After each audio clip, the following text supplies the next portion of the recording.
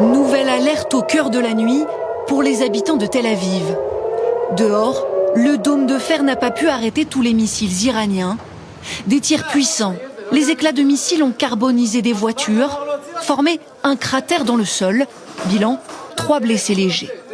Le régime iranien veut prouver qu'il n'est pas à terre, par les tirs, mais aussi par les mots.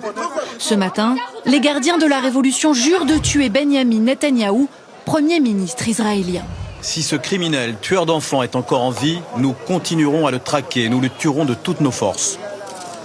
Israël vient de voter en urgence une enveloppe budgétaire de plus de 800 millions de dollars pour soutenir sa défense. Au 16e jour de la guerre, les deux camps semblent se préparer à une escalade prolongée. Avant-hier, le président américain tentait de sauver les apparences avec l'une de ses formules choc.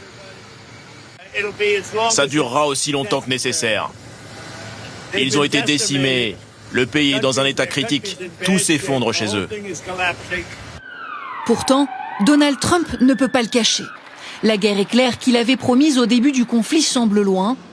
Selon les observateurs, les États-Unis et Israël auraient sous-estimé la riposte des mollahs, même s'ils ont bel et bien été affaiblis.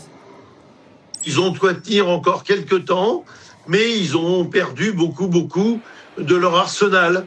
Maintenant, ça peut leur permettre, vu qu'ils ont réduit la cadence de tir, de tenir encore peut-être quelques semaines. Un régime iranien plus que jamais offensif.